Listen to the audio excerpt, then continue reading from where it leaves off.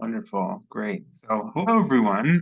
Thanks so much for joining, and thank you for your flexibility with today's logistics. My name is Ryan Brenner, and I'm the chair of the Queens Solid Waste Advisory Board, or QSWAB. QSWAB is one of 4 borough-based solid waste advisory boards, along with Manhattan, Brooklyn, and the Bronx. QSWAB is made up of a diverse group of Queens residents, business owners, civic leaders, and advocates who are all committed to working towards a greener, cleaner, and more equitable future. We serve and volunteer as an advisory board to both the Queens Borough President, Jonathan Richards Jr., as well as city and state, local elected officials, community boards, and really anyone interested in topics related to solid waste. Board members are appointed by the borough president with input from local elected officials and serve 2-year terms. All of our meetings are open to the public, so you're all welcome to tune in to our monthly meetings. The next one is actually coming up this Wednesday at 6:30. But we also have a number of committees that you're welcome to get involved with. And this is a great way to join our efforts, and also perhaps try out whether you'd like to join the SWAB. You can find out more on our website, where we have a calendar of all of our events, queenswab.nyc, which I will drop in the chat now. Check out everything from recordings from our past meetings, upcoming meeting agendas, as well as links to Zoom for all of our events.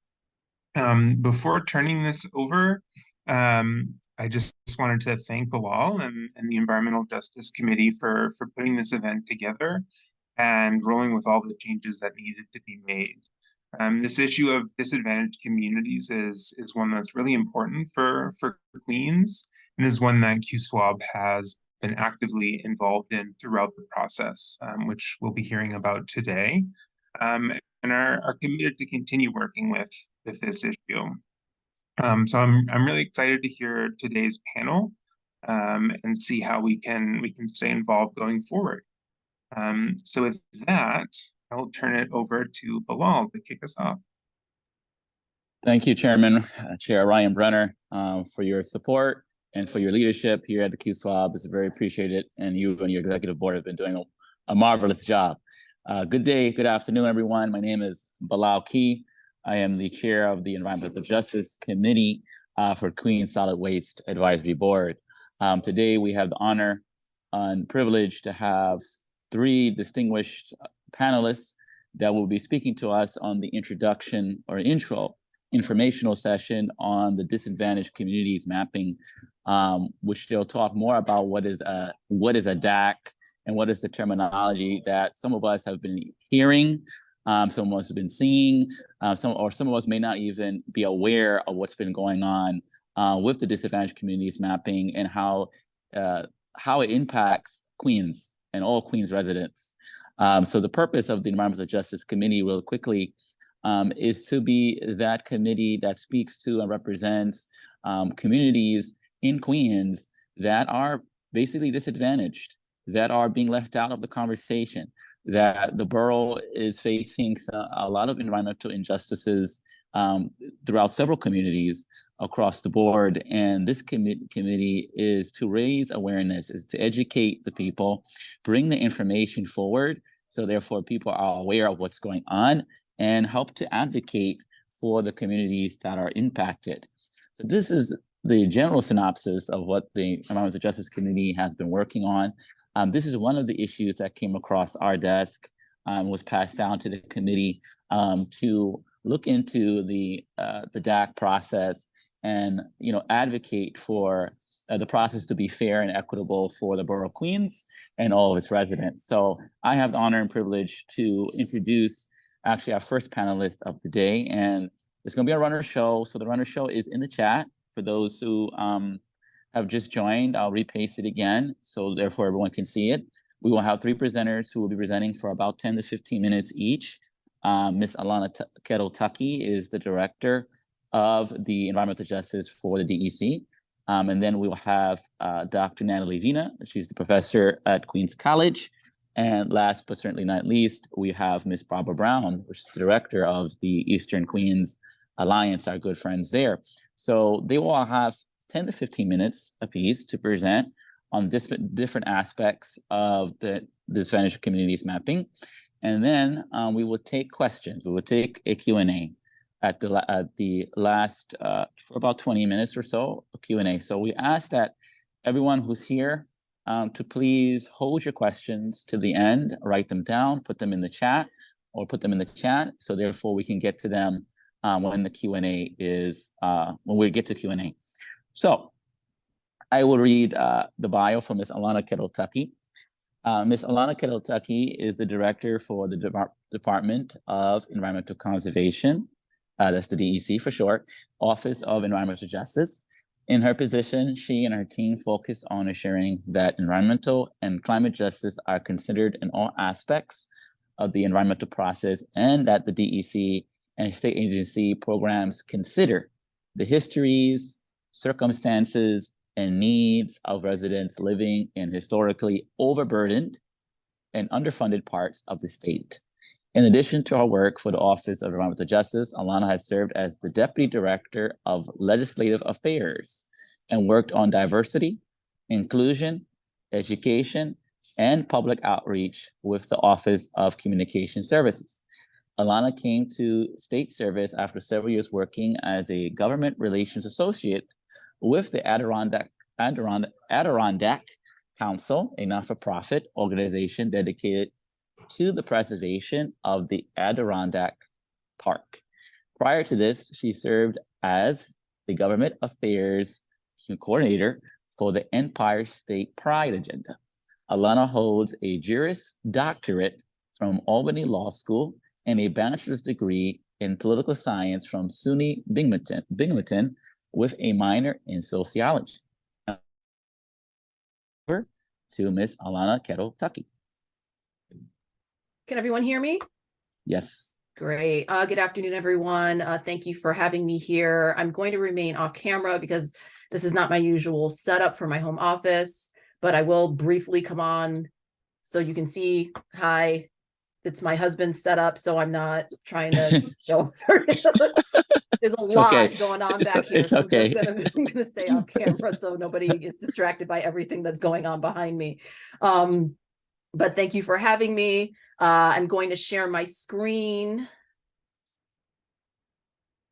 And let's make sure I share the right one. Okay. All right. Can everyone see my screen? Yes. Okay. I like doing this. I don't like doing this on the slideshow version because a lot of things disappear when you do slideshow. So I'm just going to do it like this. This also allows me to kind of easily access some additional slides just in case somebody has any other questions. So this is just, if everybody's okay, this is just how I'm going to do it. I'm just kind of weird about how this is presented. So again, thank you for inviting me today. As Paul said, my name is Alana Kettle-Tuckey. I'm the director for the Office of Environmental Justice at DEC. I'm also the chair for the Climate Justice Working Group. I took over the duties as the chair for the Climate Justice Working Group when I was named the acting director of the Office of Environmental Justice in August of 2021. And so my duties as the chair of the Climate Justice Working Group is mostly to schedule and facilitate Climate Justice Working Group meetings, create and organize and provide documentation on the process, and to that we're being as transparent as possible. Which is somewhat difficult sometimes when you work for the government and you're also working with a community group. So can everyone still see my screen? Okay. So, yes. Okay. Oh goodness, come on. There we go. So for folks who don't know, this is the definition for the disadvantaged communities that appears in the Climate Leadership and Community Protection Act. So just sort of as a clarifying point, disadvantaged communities are actually defined within the Climate Act. What the Climate Justice Working Group has done is not define disadvantaged communities, rather create criteria for identifying disadvantaged communities. So as we see here, just for folks who maybe either are unaware or forgot, because there was a good chunk of time between the passing of the Climate Act and the finalization of the disadvantaged communities criteria, the Climate Leadership and Community Protection Act was New York's 2019 landmark climate statute. The goal of the Climate Act was to put New York State on the path for significant greenhouse gas and co-pollutant reduction requirements. It's supposed to be 40% reduction by 2030 and at least 85% of the 1990 levels by 2050.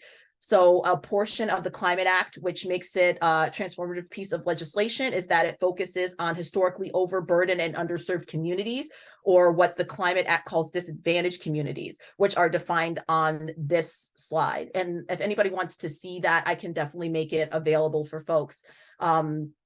So the Climate Act calls for at least a floor of 35% to at least 45% of the benefits applicable for New York State agencies, entities, and authorities, their spending in the areas of clean energy and energy efficiency to be directed to disadvantaged communities.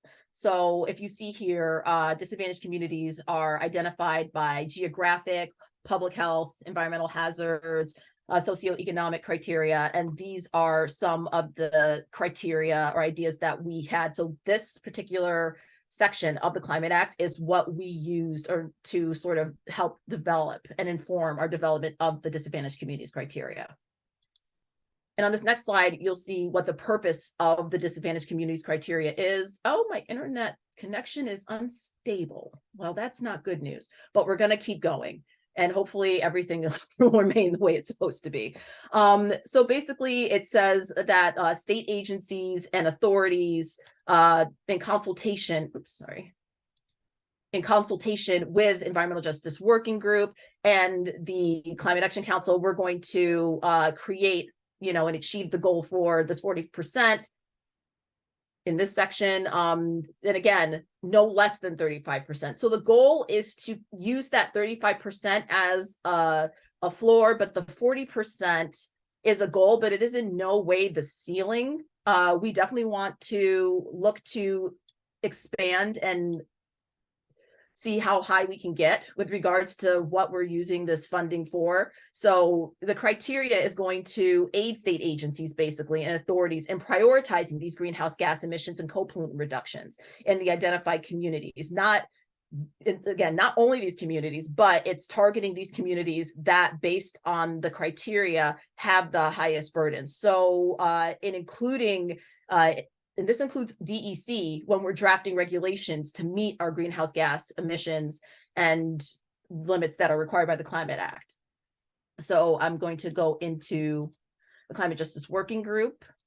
So again, this slide basically discusses the Climate Justice Working Group and what the makeup should be. So the group is made up of representatives from state EJ communities, and that includes at least 3 members from New York City communities, at least 3 members from rural communities, and at least 3 members from upstate urban communities, as well as 4 state representatives, which include the Department of Environmental Conservation, the Department of Health, the Department of Labor, and NYSERDA. And again, if anybody wants me to make these slides available, I can definitely make them available to anybody who wants to see them. And so this is just a timeline of the Climate Justice Working Group work. We had our first meeting on August 30th of 2020.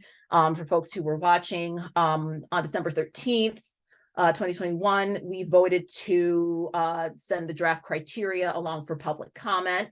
March 9th is when we were actually able to begin that public comment period that ran for about 150 days. We engaged in a review process from August through March, where the Climate Justice Working Group reviewed the comments from the public and analyzed them and determined what, if any, additional criteria, or if there were any items to potentially add, or if there was any need to change the methodology. And on March 27th of this year, we finalized the criteria. So the disadvantaged communities criteria itself, so we'll go to 8. So during the process from August 13th on, more than 170 indicators were considered for inclusion.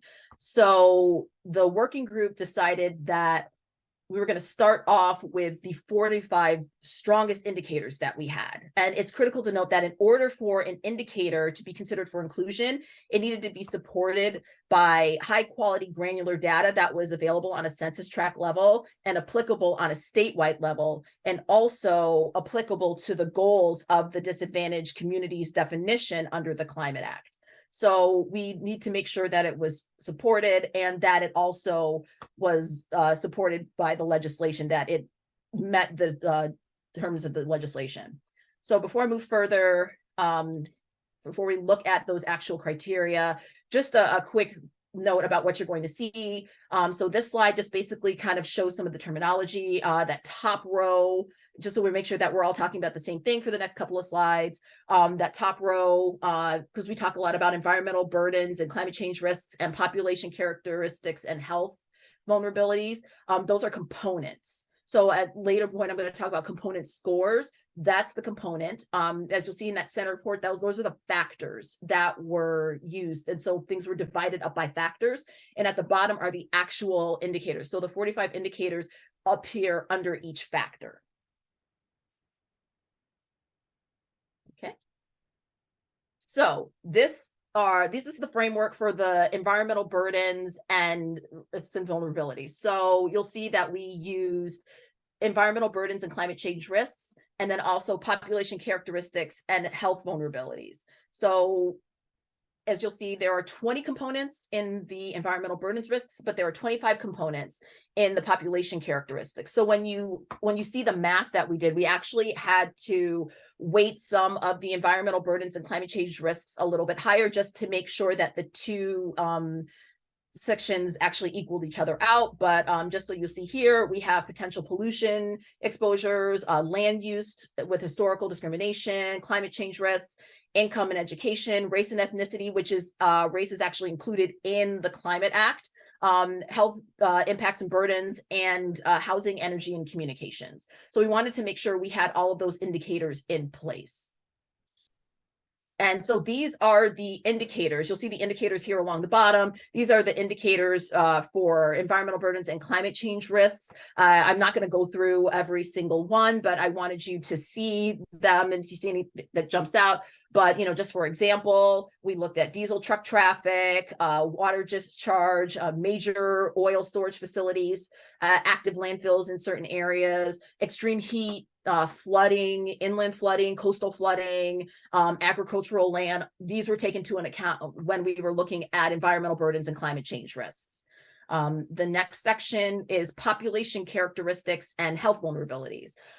So this one is a little bit different because we have different factors in here that were double weighted. So you'll see income, the income metrics have double the weight in this particular section, just in the component section, just like the indicators of percentage Latino and percentage Black have doubled the weight, because we determined based on all of the studies that we've seen that being Black or Latino, you have a higher risk for being in poverty and being exposed to environmental harms and damages. So we wanted to make sure that that was very much reflected in our scoring and in our method and on our approach. So just an overall view of the scoring approach. To get from the indicators to the final score, we looked at the percentile ranks for all of the indicators, and then we weighted those, the factors, to get the two component scores. So the environmental burdens and climate change risks, and the population characteristics and health vulnerabilities. So we had two scores for that, and then we added those. For the draft, we multiplied them, but I'll get to that later. So yeah, it's a major change. So we added those together, and that resulted in the sort of final score. And so it's a relative ranking, and each of these overall scores, they're used to determine a track's relative score, either statewide or regionally. And I'll get to that just in a sec. So you'll see here the scoring approach. So the scoring approach, it's fun. So in order to, you need to calculate the component score, and I'm not a mathematician and I am not the expert on this, so bear with me. So in order to calculate this component score, it's weighted average of the scores for that component and associated factors. So to calculate that weighted average, each of the factors associated with the component score is assigned a factor weight, and that weight is multiplied by the factor's scores. So 6 of the 7 factors you'll see have a weight of 1, and the potential climate change risks has a factor weight of 2. And then you divide this up. Is that me? Okay, that's me, sorry. And then you're dividing the product of the sum of the factor weights, and basically you're dividing the sum of the factor weights, and it provides the component score for that component. Like I said, I am not the expert on this. This was done by our amazing consultants at Illume. Alex, again, is the person who can do a much better job of explaining that than I'm sure I did. So if anybody's confused, I can definitely have her write something down so it makes more sense. So this is the scoring approach when combining the data. So the final score is calculated when you add the burdens and climate change risks component score and the population characteristics and health vulnerabilities component score. And again, reason why we shifted that methodology is that we found out that during our review process that if a community had a really high score in one component and a really low score on another one, their overall score would be potentially artificially inflated if the scores were multiplied rather than just added.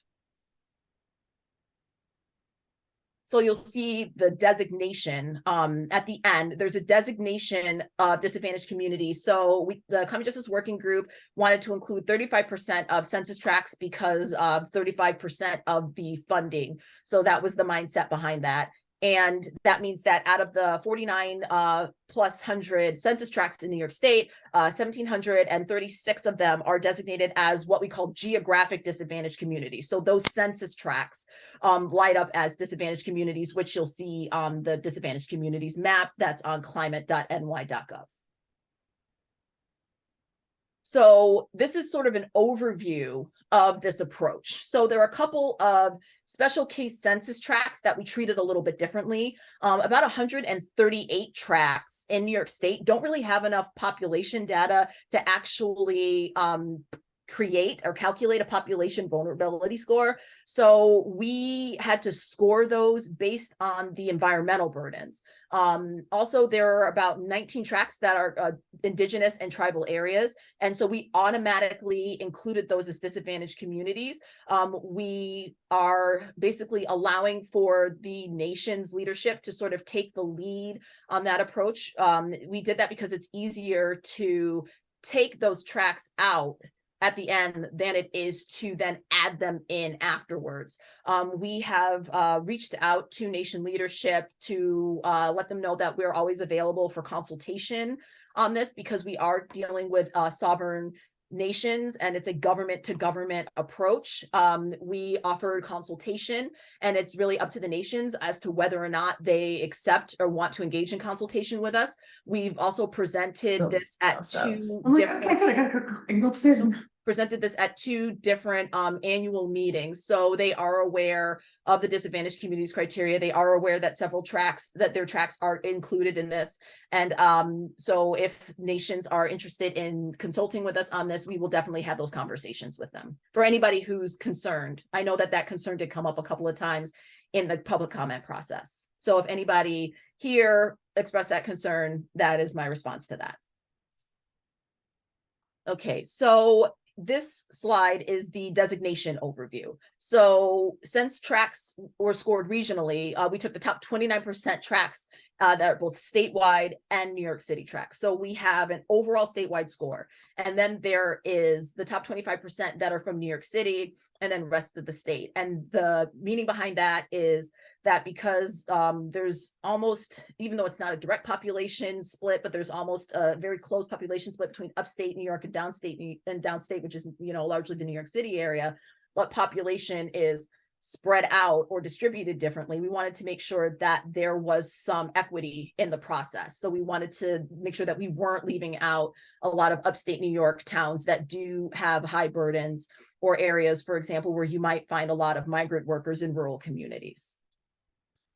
And here we added individual criteria. So the individual criteria, the Climate Justice Working Group wanted to include the individual criteria specifically for the purpose of investing and directing the clean energy and energy efficiency programs.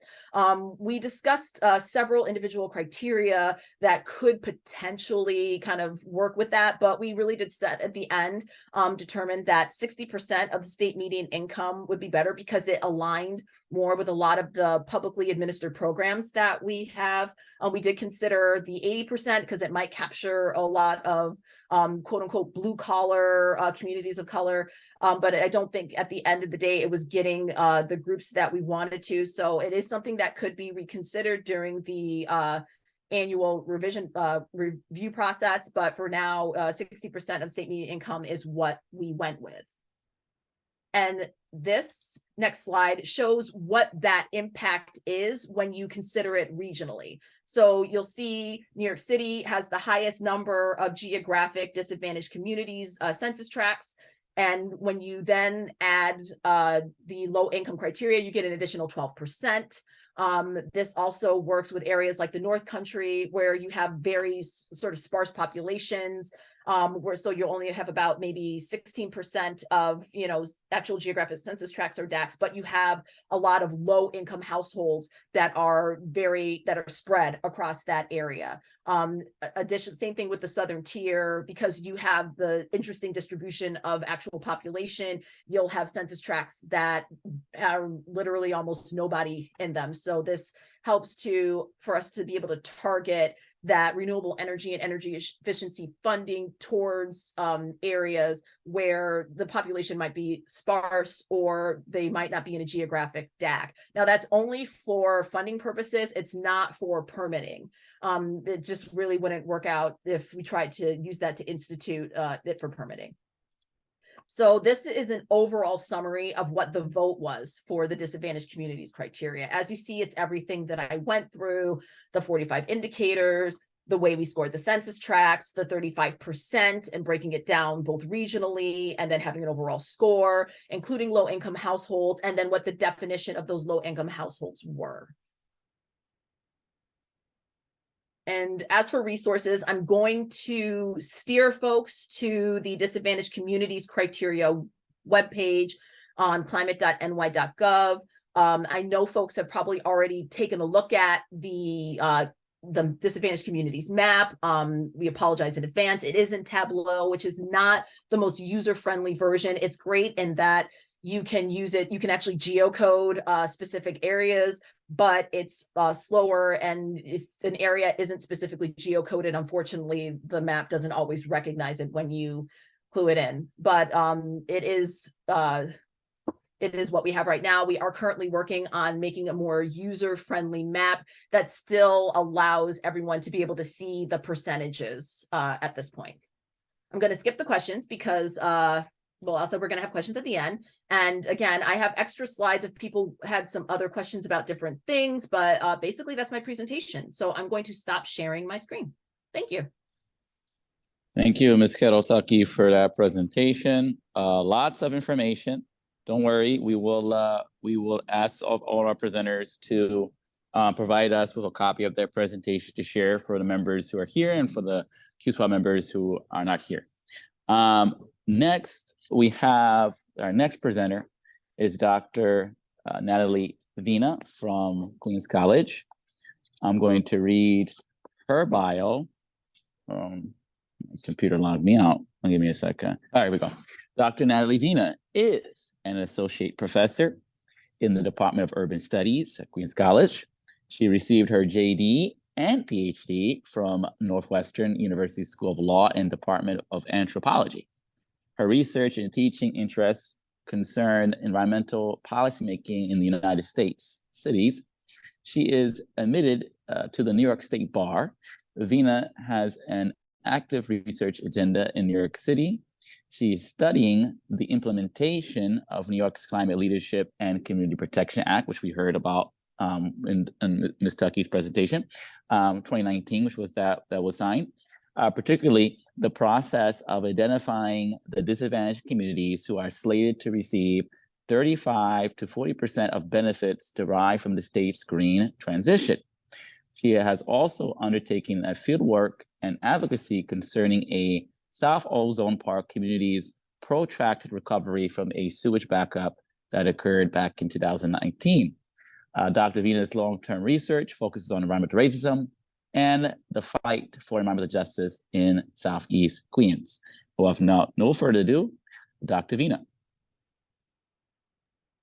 Hi, thanks so much, Bilal. And I really appreciate you and the QSWAB Environmental Justice Committee for convening this panel.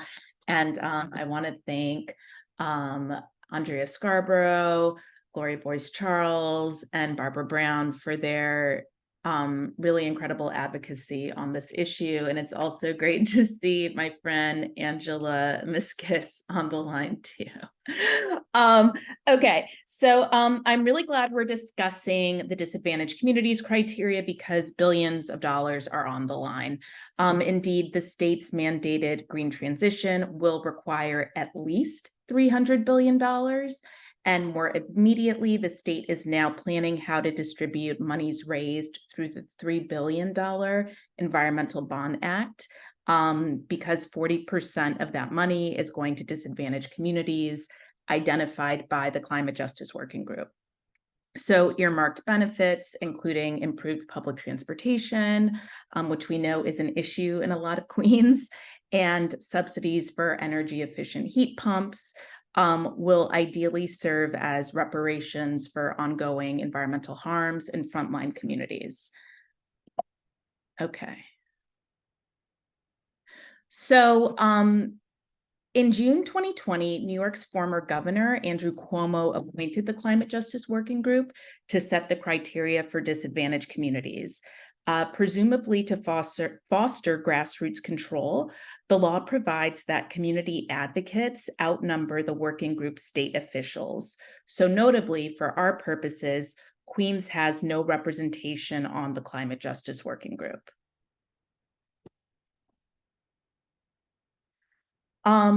After deciding to model our state's disadvantaged communities criteria on California's EnviroScreen, the executive branch, namely NYSERDA, hired out-of-state consultants from a company called Illume to build a mathematical model to fulfill the working group's mandate.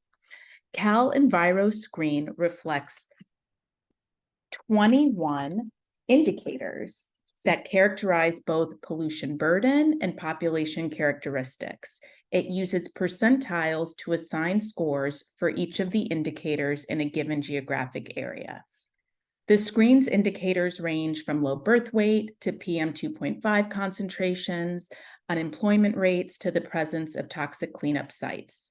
California, again, divided these variables into two categories: exposures and environmental effects, and then sensitive populations and socioeconomic factors. So California's Cal EnviroScreen, model multiplies these two buckets to produce a final Cal EnviroScreen score for each census tract relative to others in the state. So again, I'm just giving you this background because this is what New York State modeled the disadvantaged communities criteria on. And it's really important to see that we have two buckets, and in Cal EnviroScreen, they are multiplied. So as Alana's presentation makes clear, New York's formula is similar. So ultimately, the Climate Justice Working Group agreed on 45 indicators for identifying disadvantaged communities, over twice as many as in Cal EnviroScreen. New York's criteria include indicators for race, income, asthma ER visits, benzene concentration, extreme heat projections, coastal flooding, and proximity to remediation sites. Again, like California, New York has created two broad categories for its indicators: environmental burdens and climate change risks, and then population characteristics and health vulnerabilities. And like California's, New York's draft formula multiplied these buckets to arrive at a numerical score reflecting each census tract's relative performance, with the 35% highest scoring census tracts in New York being designated disadvantaged. So again, just flagging that there are two major buckets of indicators, 45 in total, and in the draft criteria, they were multiplied. Okay. Throughout the process of developing the draft and final criteria for disadvantaged communities, I'm just going to go back for a second. Loom consultants asked Climate Justice Working Group members to ground truth their formula by saying whether the version at hand produced an accurate map for the neighborhoods where they live and work. Without a Queens representative, the Climate Justice Working Group could not ground truth the formula for Queens. Okay. In fall 2021, the consultants acknowledged major flaws in the draft map when they reported that 48% of New York State's low-income households did not live in disadvantaged census tracts. Loom and the Climate Justice Working Group decided to supplement the map by classifying all households making less than 60% of state median income, or SMI, as disadvantaged, regardless of location.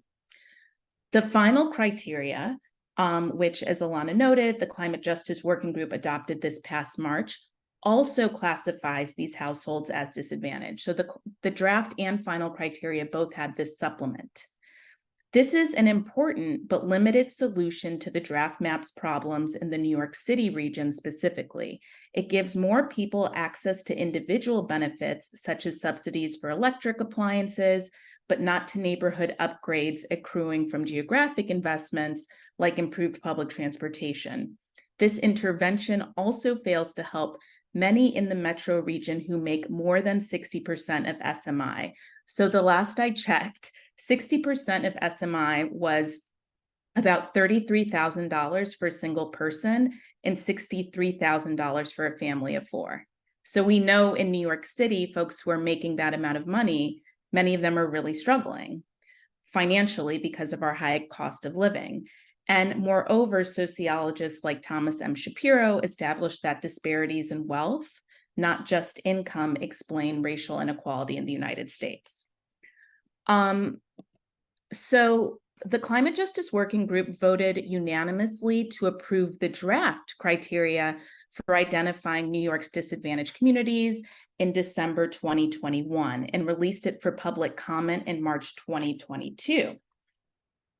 During public comment, it became obvious that the vast majority of residents living on the front lines of climate change and other environmental hazards had no idea that the process of identifying disadvantaged communities was happening, and public comment was not robust. For example, only 4 people testified at the in-person public hearing for New York City regarding this criteria, which was held in Long Island City in June 2022. Those 4 people included a representative from Con Ed, a representative from the New York City Mayor's Office of Climate and Environmental Justice, and me. And the vast majority of public comment that New York State received was given in the form of form letters, kind of like sign-on letters. And there is consensus among scholars that meaningful public participation in climate policy at all levels of government is challenging because the subject matter is quite technical. And we see that with all these formulas, the disadvantaged communities criteria is also very technical.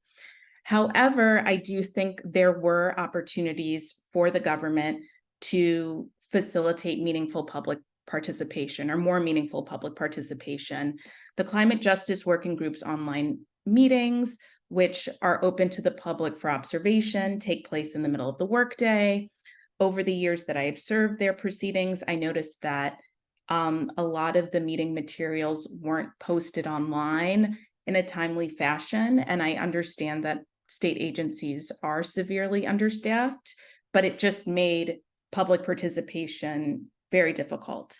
And some of these problems of communication still persist. So for instance, I just realized that the state has only published technical documentation explaining how the draft criteria was produced.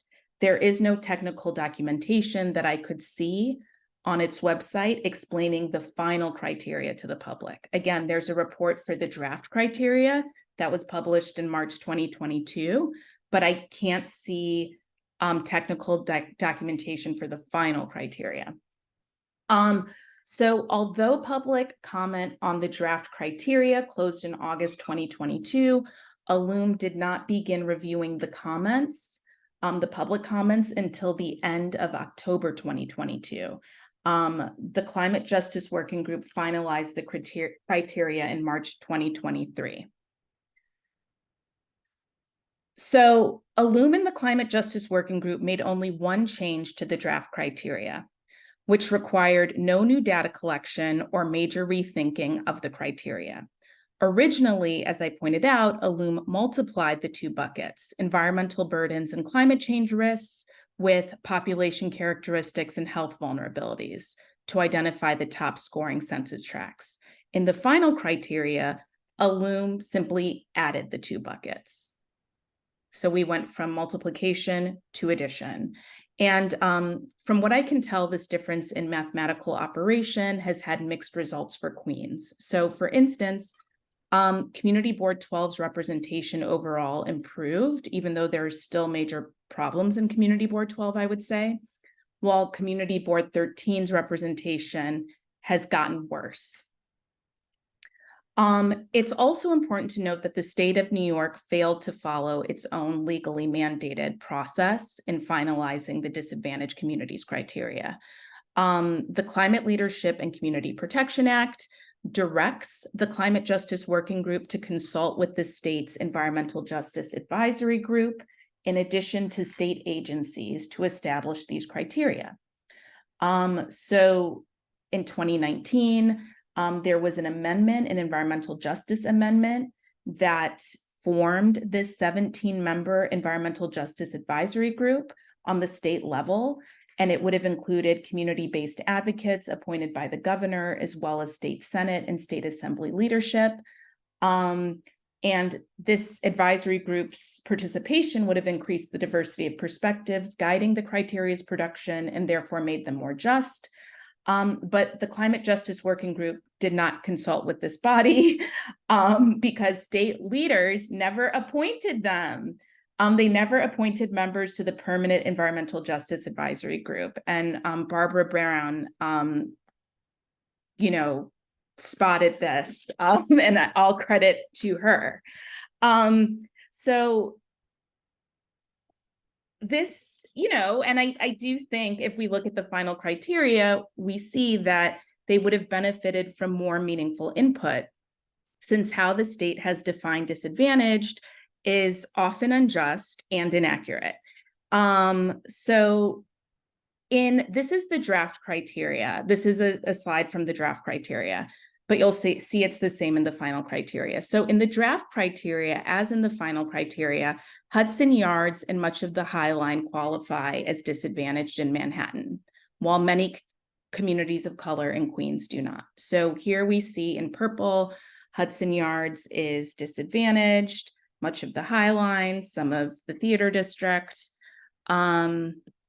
And this is what the final, or the images of the final map that I could access look like. And you see Hudson Yards. Do you see my arrow? Can you see it? So Hudson Yards, you see, is also colored in here, again, with much of the High Line, Theater District.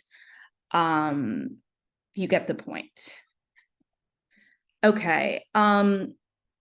The data on which the state's model relies can be misleading.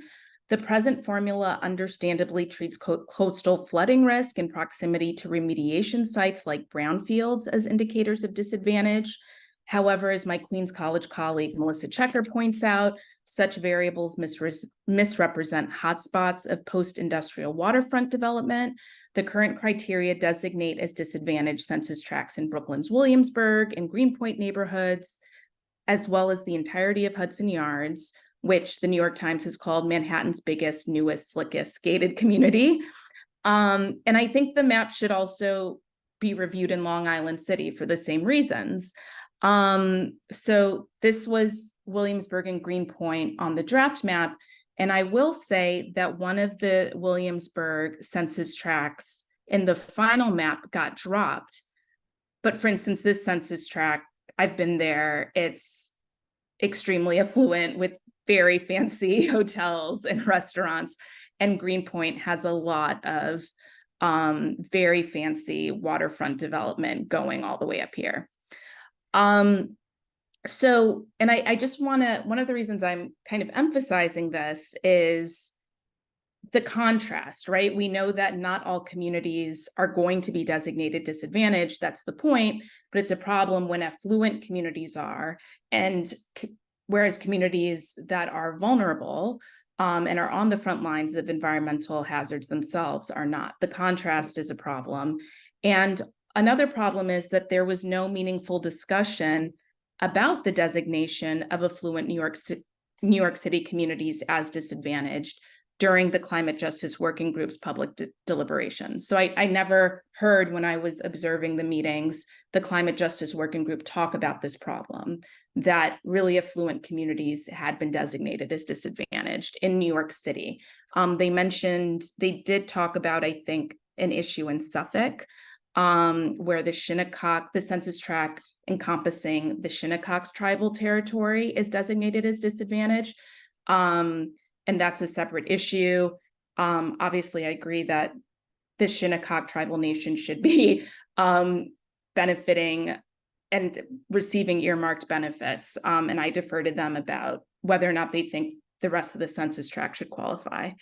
But anyway, I also want to note that kind of the census tract approach itself is part of the problem. So it makes the misclassification of households inevitable by erasing differences within census tracts, such as gentrifying ones in New York City. In other places, the map splits cohesive neighborhoods, designating only portions disadvantaged. So as Bilal noted, I've done work with a South Ozone Park community where a sewage backup flooded 9 blocks. In 2019, this is a working class community of color. So we see that part of it in the draft map and also in the final map is designated disadvantaged, but a lot of it isn't. A lot of it isn't. And you can see this is true in the final map too. So this is a community that abuts JFK, but it also abuts the Belt Parkway and the Van Wyck Expressway. And none of this is designated as disadvantaged. Okay, so the state strategy has really privileged statistics over lived experiences. So troublingly, at least one of the model's data sets appears inaccurate. So during Hurricane Ida last September, an Indo-Trinidadian mother and her son drowned in their basement apartment on 183rd Street in Hollis. In the same storm, a Nepalese family of 3, including a 2-year-old boy, drowned in another basement apartment on 64th Street in Woodside. And yet, the census tracts for both of these blocks scored in the 0 percentile for inland flooding risk areas. In the final criteria, the Hollis block is designated as disadvantaged, but the Woodside block is not. And so again, that family unfortunately passed away right around here. And you see that none of this area in Woodside is designated as disadvantaged, even though this block is also right next to the BQE and obviously has major problems with flooding. Okay, and again, there has been no meaningful discussion about the model's or no meaningful public discussion, I should say, among climate justice working group members about the models and accurate inland flooding data. The model's 45 variables also miss measures of community disadvantage, including proximity to waste transfer stations. So proximity to waste transfer stations is not considered as a part of, is not one of the 45 variables. And neither is proximity to airports, which I'm sure Barbara Brown is going to discuss at greater length. So okay, yes, and I just wanted to point out, and again, as I'm sure Barbara Brown is going to discuss, you see here that much of Queens Community Board 13, which abuts JFK Airport, is not designated as disadvantaged, Okay, so I'm just going to wrap up with 4 key takeaways for QSWAB.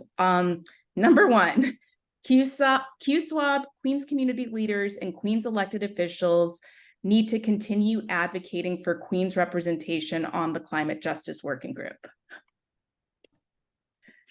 Number 2, QSWAB, Queens community leaders, and Queens elected officials need to continue advocating for the executive and legislative branches to appoint the Environmental Justice Advisory Group and to include Queens representation on that body.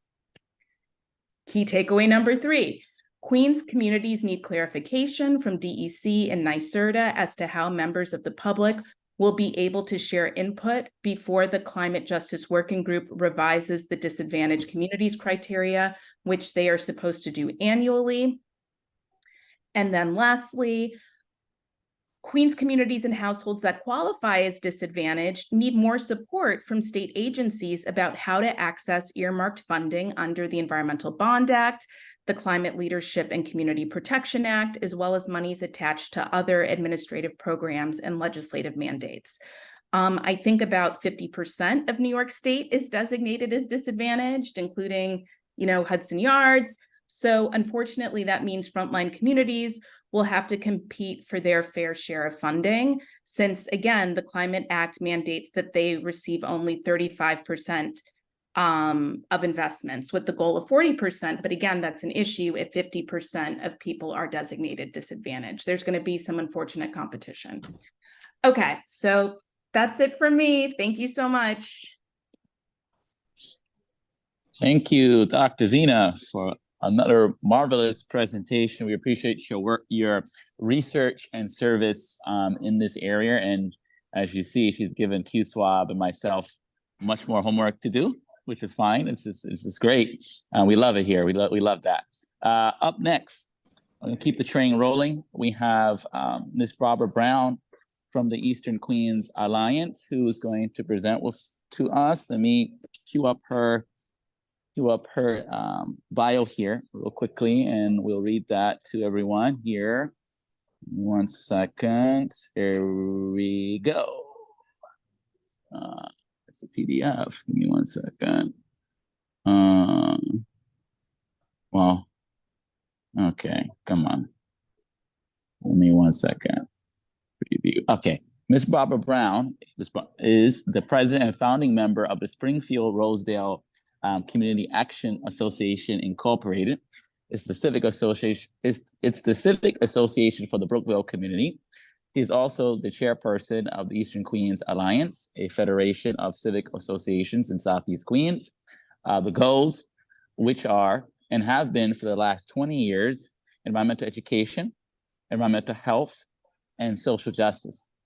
Sustainability, particularly as it's manifested in sustainable communities, preservation, and the restoration of wetlands in Idlewild Park, and the promotion of environmental stewardship.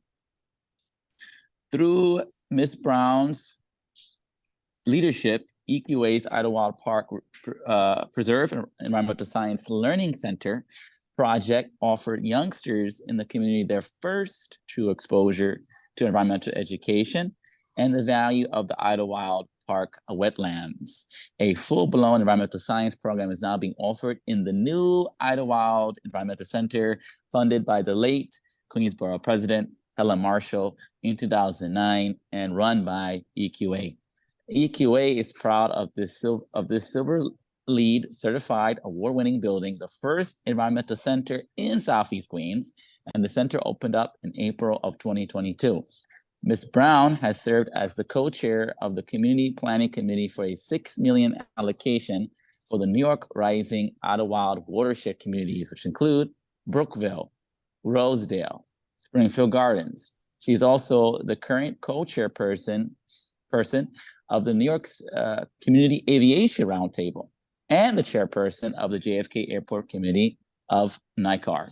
Professionally, Barbara Brown is an educator whose dedication, energy, and beliefs in the abilities of all inspired her leadership as a school principal. Currently, she also pursues her passion in classical vocal music. And without no further ado, Ms. Barbara Brown. So good afternoon, and thank you to QSWAB and their Environmental Justice Committee, and to all who are responsible for putting this forum together. And I will start by saying we support everything that Professor Vina just said in terms of her takeaways. I am presenting a community perspective here. You've gotten a lot of information about the details of the Climate Leadership and Community Protection Act and how the DACs have been formed. So I am presenting the community's perspective on a lot of that. The terms environmental justice and climate justice, and there are a lot of other terms that are being thrown around. We believe that some of that needs clarity, because as people try to grapple with what's coming down from the state, with what's coming down from the federal government, and even what's going on in terms of municipal allocations of funding to fall under to address the climate crisis, a lot of those terms are a little bit confusing. Some of them seem to be contradictory. So I just wanted to start by looking at climate justice versus environmental justice. Where do they intersect? And I came across Rihanna Gunn Wright's definitions and explanations about the two things, which I concur with. And so she talks about climate justice being essentially recognizing the fact that the climate crisis disproportionately affects people who are low income, especially Black, Brown, and indigenous folk. She also goes on to talk about how there's a lot of talk about low income, but very often that low income, the income levels of the BIPOC community don't necessarily fall into line with low income versus high income, and all of the negatives and the positives of those categories, because people have the Black, Brown, and indigenous folk very often have lived in there's victims of systemic racism. They have lived in areas that are redlined. They are very often, even though they may have the income to move out of quote low income areas, are very often limited because of racism, systemic racism that exists in our society. So that environmental justice is very much about racism, low income people of color, because the fact is that even middle income Black folks are exposed to more pollution than lower income white folks because of where they are, because geographically, how they are very often confined to certain neighborhoods and cluster in certain neighborhoods. So I thought that was important to note, because in Southeast Queens, particularly in Community Board 13, it has been stated that some of the highest incomes in Queens are over in that Southeast Queens area. But that doesn't mean that the people in Southeast Queens are not the victims of racism and violations, environmental justice violations, because a lot of those neighborhoods resulted, the complexion of those neighborhoods resulted from redlining. And there are some serious environmental hazards there. So this just reinforces that. So I'm going to skip that slide. I mentioned that there's a lot of terminology out there. So environmental justice, climate justice, disadvantaged, vulnerable community definitions. And if you look on that Illum website, there is a chart of how different states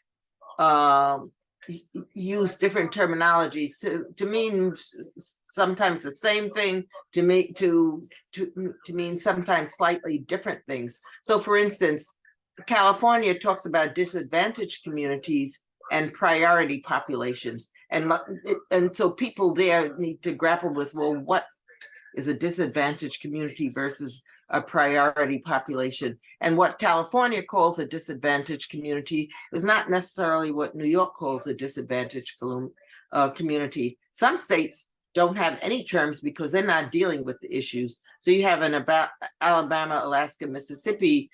Those are just a few examples because there were others.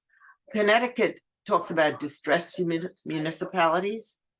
Delaware and Massachusetts, they talk about EJ or environmental justice communities.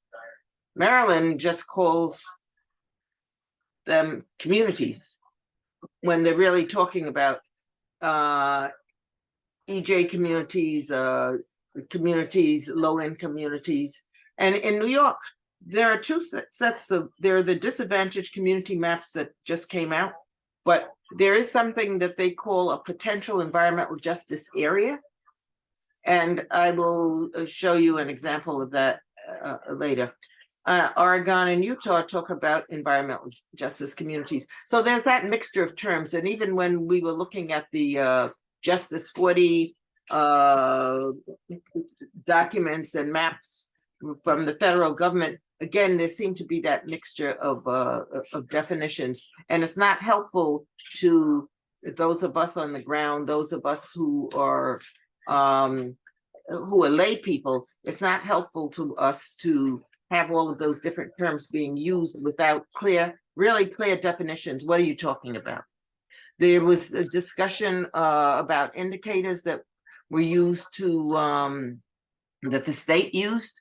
Again, these every community across the country does not use the same indicators. And so these are some of the main types of indicators, but they're not all the same. So there needs to be clarification as to who's using what. If New York City, when they finalize their process, we need to know that they are using the terms in the same way as the state, in the same way as the federal government, because otherwise communities are going to be very confused as to why this community is getting this and that community is not eligible. So this is just an example. Only 49 of the states talk about medium household income, but medium household income, they don't use the same threshold necessarily. So you heard that New York is using 60%, I believe it was said. There are states that use 80%. There are states that use 100%. There are 27 states use water rates. 16 states use the water system size. 7 states use water system debt. Property value, only 3 states use property value. 1 state uses the percentage of population receiving government assistance. So how states come up with what a disadvantaged community is a mixed bag.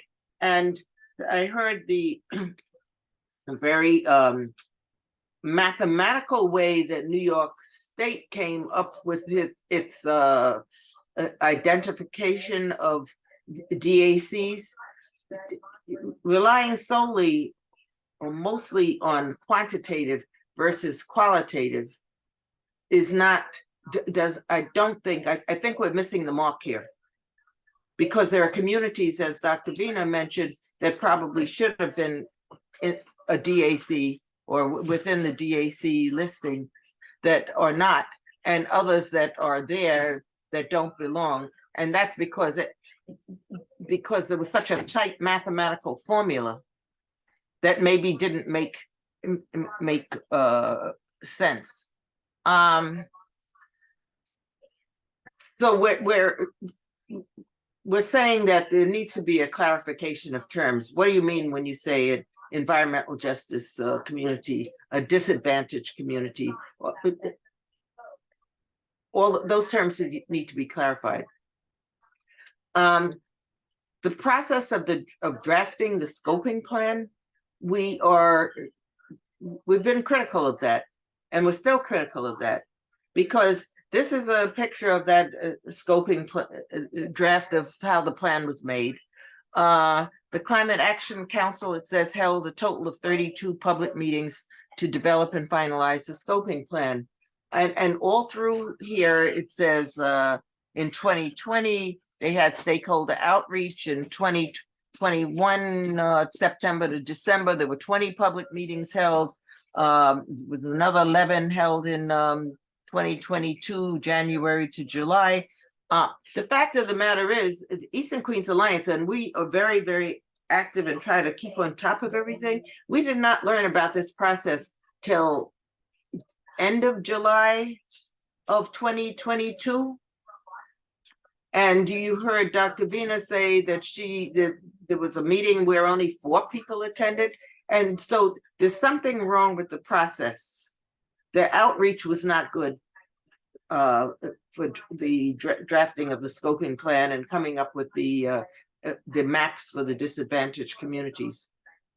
And I know outreach is difficult, but more needs to be done to get as many people on the ground involved in a process as important as this. Otherwise, you are not truly meeting the requirement, really, to involve the community. And community involvement is a requirement on pretty nearly every kind of a governmental plan or process. So we are concerned about that, the community involvement. The Climate Action Council scoping plan, they were consulting with the Climate Justice Working Group. And it said, and the Environmental Justice Advisory Group. And you just heard from Dr. Vina that the Environmental Justice Working Group, Environmental Justice Advisory Group, an important group that is required, has not been constituted yet. So how do you have a process that's supposed to involve a body that doesn't exist, but you go through the process anyway? So we have written, Eastern Queens Alliance did write to the council complaining about the flawed process, because it is a flawed process if you don't have all components.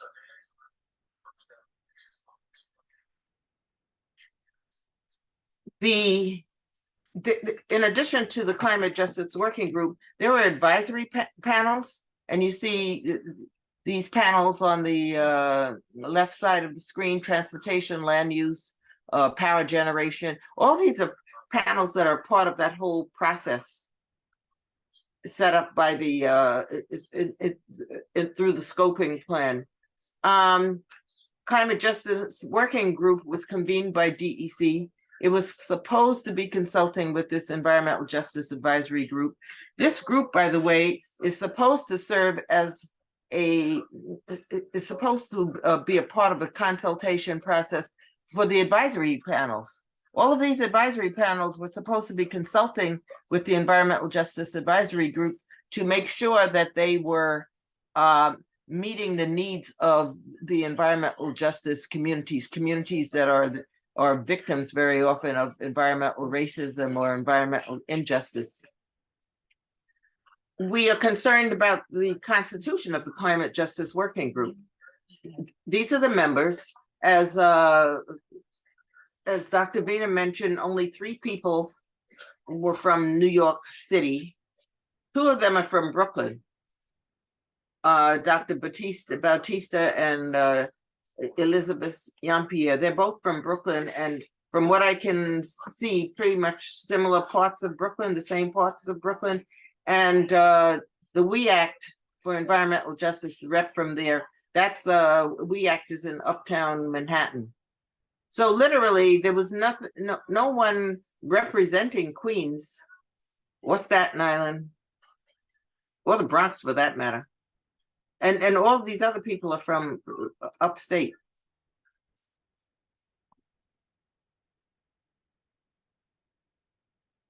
So you've heard that about the 40% process and 35 to 40% projects. So I'm going to skip that slide. Climate Justice Working Group, again, these are the responsibilities. Developing criteria for and the list of the disadvantaged communities. And they've done that. And we did share with them our concerns about the draft. But literally nothing was changed as far as the things that we were complaining about. And they had no permanent environmental justice advisory group to consult with as they went through that plan, as they formulated, as they constructed that plan. And according to what we understand, that plan is not coming up for revision for a year. So not until February around February of 24 will that plan be revised.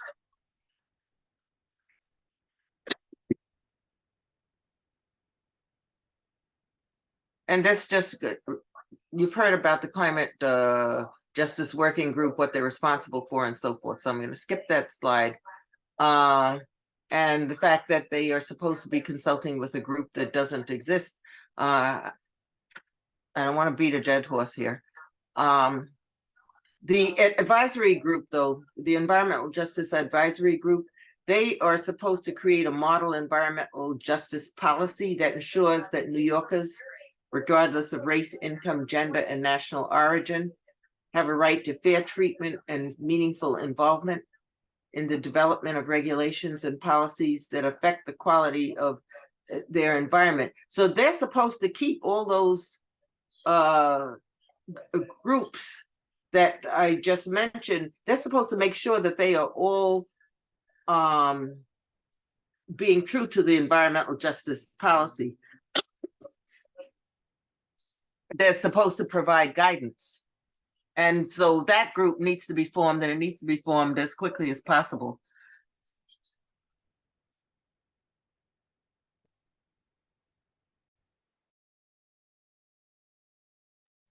Excuse me, got something in my throat. I put the slide up here, not because COVID, by the way, there was research that showed that COVID, which was very prevalent in the Southeast Queens communities, by the way, that COVID hit communities of color very hard. And part of it was through it because of air pollution. And also part of it was that it was evident that the communities of that were burdened by COVID also are vulnerable to climate change. And so I just pulled this slide up here because it reinforces some of what we have been saying about air pollution and environmental hazards. And also that one of the indicators that is among the 45, which talks about low birth weight. We know that very often when people talk about low birth weight, the implication is, oh, well, people didn't avail themselves of good prenatal care. But we also know that high temperatures and air pollution are more likely to have people who are exposed to that are more likely to have children who are either premature or underweight. And when you look at stats about Southeast Queens, they tell you, the indicators show that there's a high percentage of low birth weight babies born. And if Southeast Queens is so affluent as some of the literature shows, then there have to be other causes. And so we've been talking about that because we also know that excessive amounts of CO, carbon monoxide, sulfur dioxide, the nitrogen oxides, PM10 and PM2.5 also contribute to low birth weight. And I'm saying that because this is, we believe that Southeast Queens, which is very much exposed to the traffic in and out of JFK Airport, has some real environmental harms and risks that were not considered when the DAC maps were constructed. This is a shot that I screenshot from the DAC maps. This is Southeast Queens down here. Most of this white area that is not included in the disadvantaged community maps are a part of Community Board 13. Down here you have JFK Airport. This is a runway. Oops, sorry. Can't touch the screen. The two north-south runways are here and here where my arrows are pointing. The planes that take off and land are flying over these communities, and they go on out into Long Island. These runways, by the way, in July, we discovered that 70% of the flights in and out of JFK use these two runways. The communities in Southeast Queens and some of the communities down here in the Rockaways, some of them have been identified as DAC, some not. But the communities up here are overburdened by JFK air traffic. But when we complained about this to the DAC, to the Climate Justice Working Group, the response that we were given as to why they could not consider aviation was that the data doesn't fall within, you heard earlier about granular information. We were being told that the data is not according to census tract that they were able to pull up. Well, you know, if something is not according to census tract, then you need to introduce some other ways of measuring impact. You can't just say that there's no data here in the census tract about air pollution from airports. You need to say, well, how else can we get at that data? And that has not been done. So that's a flaw in the process also. This map here, I mentioned before that DEC has a category called potential environmental justice areas. You'll see all of that. The map is a little bit skewed because I guess I stretched it, but all of that area that I just showed that is not a part of the DAC, it's all in the potential environmental justice area.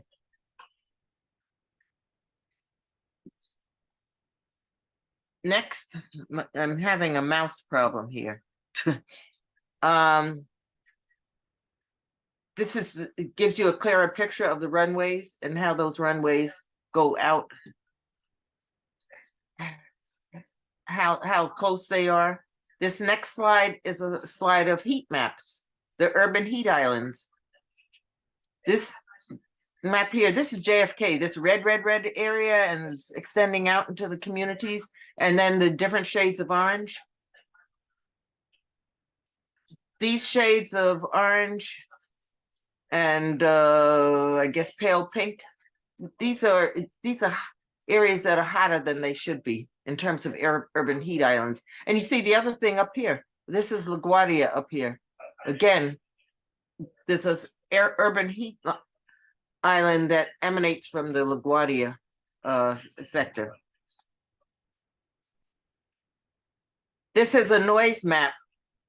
It comes from the United States, has aviation and highway noise maps for across the United States, and I just I zeroed in on Queens and New York City. The purple is the loudest, 70 or more decibels. EPA tells us that above 55 of constant noise is detrimental to your health. It's not just an annoyance, it's really detrimental to your health. It can raise blood pressure. It can cause cardiovascular or exacerbate cardiovascular incidents. And you will see that how the greater noise extends. All of this is into board 13, up into, and then it goes out to Long Island. It goes across this way. All of this noise coming out of JFK, and there is research that shows that if you are under a flight path, you are also under an area that has greater air pollution, significant air pollution, the particulate matter, ozone, nitrogen oxide, sulfur dioxides, that those pollutants are greater than in areas that are not under flight paths. So there's research out there that the state could have used to determine that communities that are under that are impacted by the airports, the local airports, and we only have 2 in the New York area here, 2 major ones, JFK and LaGuardia over in this area. And you see the LaGuardia area has the same kind of pattern. We know that the air pollution is greater in those areas, but yet it's not according to census tract. So that was not considered. And there's a lot of research out there that shows that if you live within 6 miles of an airport, you could prematurely die from environmental carcinogens. And so there's research out there that talks about the impact of airports on the lived environment of people. As I stated a few minutes ago, other means of figuring out where the environmental hazards and have to be, those other methods have to be included in determining where the DACs are, because if you don't, you're missing large numbers of people, and you're missing communities that should be in the disadvantaged map, on the disadvantaged maps. How does an airport affect the community? This is all coming from research. Combustion products of aviation fuel, formation of fine particulate matter, noise, wind currents, because the wind currents determine whether determine how planes depart and arrive from an airport, because planes have to fly into the wind. Both taking off and landing, that's the best thing. And also the diesel intensive businesses that are attached to, especially air cargo, airports that have heavy air cargo businesses. And JFK is a major air cargo hub. Again, some of the main airports and air pollutants. On the ground in the airport, by the way, you have exhaust from aircraft and diesel engines, the aircraft that are just sitting there idling. Direct fuel emissions from refueling aircrafts, large dust particles from the brakes and tires. This is all on the airport stuff, but it emanates out into the neighborhood. And then there are some key pollutants that are attached to airports. And as I said, there's research out there. I didn't make this up. There's research out there that shows that, but those who are the Climate Justice Working Group and that Environmental Justice Advisory Group, they need to really access this data and figure out how to incorporate it, because otherwise they're missing they're missing the boat on identifying people who really should, communities that really should be included. Air pollution and health. Again, sleep concentration, noise impact on children. And noise didn't seem to be included as a DAC in the DAC indicators, unless I missed something there. But high blood pressure, cardiovascular disease. The other thing is that I do want to mention, it's not just the DAC maps are important because those DAC maps are being used to identify where different projects are being completed. The mobile air pollution project that's going, it actually has just about ended, and they are doing write-ups as a result of a year's worth of work. That only went into disadvantaged communities. We've been talking for years about air pollution in the airport. None of those vehicles came into our communities because we're not a part of the disadvantaged. We're not on those on the DAC. So that's a serious problem. And that's just one little example. There are other projects that are coming out, and they're only going to the DAC maps. New York City is in the process of identifying how it's going to use certain monies coming down in terms of climate justice. And they are considering strongly using the DACs. But if they do, without making any changes, then they're just compounding the problem that we are saying exists because of a flawed process. So I'm going to stop there, and I'll take questions later. From a community perspective, while we applaud the whole concept of the CLCPA, and we are deeply troubled by the fact that the process there are problems with the process. So I'll stop there. Thank you. Thank you, Ms. Barbara Brown, for a wonderful presentation. Really appreciate your work as well. Appreciate your service and your research that you have done and advocacy on behalf of communities that are disadvantaged, and they continue being a voice for them. At this point of time, we are at 3 o'clock. We are going to allow for a few questions at this point of time. What you can do is, if you have a question, please raise your hand and we will acknowledge you. Use the raise your hand feature on Zoom, or you can write your question in the chat. So we're going to open up the floor for a few questions for our presenters. Anyone here have any questions? Feel free to raise your hand and come off mute. We will acknowledge you. I know we heard a lot of information, so again, we're going to have the presentations readily available for you all, and the recording also readily available for your later viewing. But are there any questions from anyone in the audience? Okay, we have a question. Ms. Gloria Boyce-Charles, you have the floor.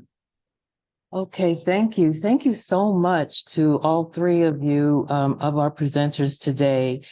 What an informative set of presentations, and I just appreciated the different perspectives that you all brought to the table.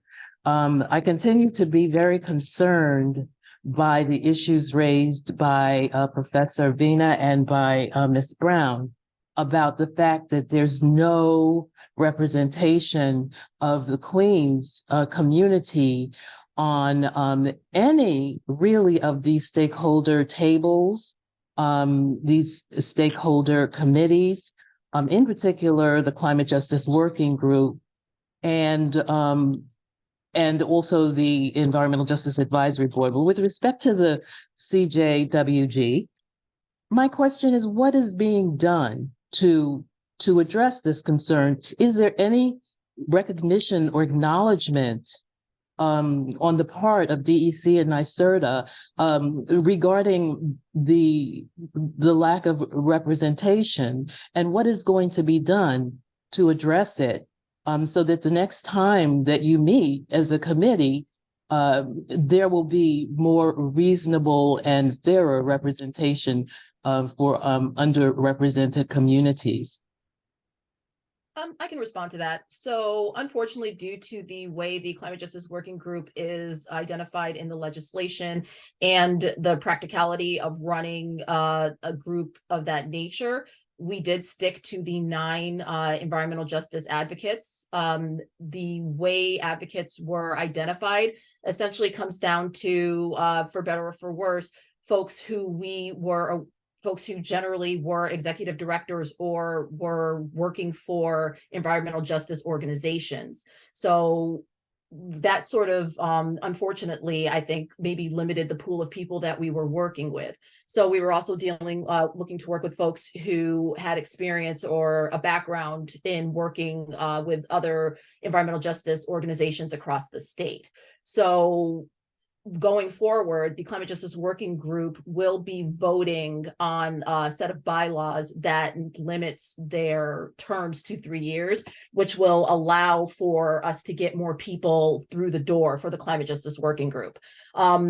The other process that may have also limited it, because I really do not remember, I'm sure there were some people from Queens who were suggested from the Climate Justice Working Group. I honestly could not tell you, since it did happen a while ago, and I wasn't part of that particular process.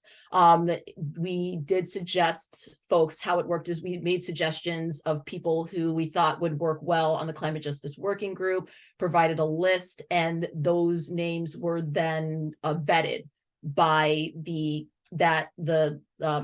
chamber that was in place. I do not know what that vetting process looked like. I was not a part of that. So that is how the Climate Justice Working Group members were then sort of slated. And that's how the Permanent Environmental Justice Advisory Group is sort of being impaneled right now.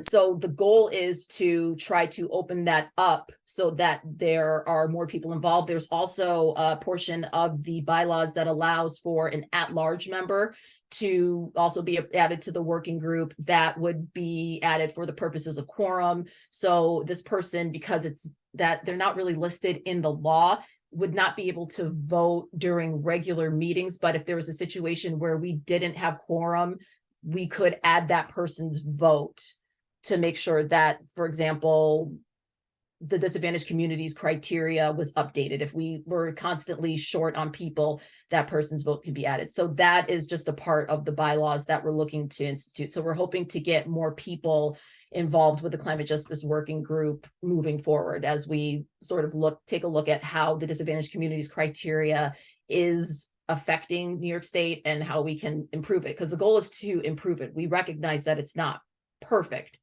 We started with 170, indicators and got down to 45. There are most likely a lot of indicators within that 170 that were initially suggested that could potentially work. But we determined as a group that it might be easier to start with a small number of indicators and increase that number rather than start with a large number and start picking them off. If I just could follow up, thank you so much.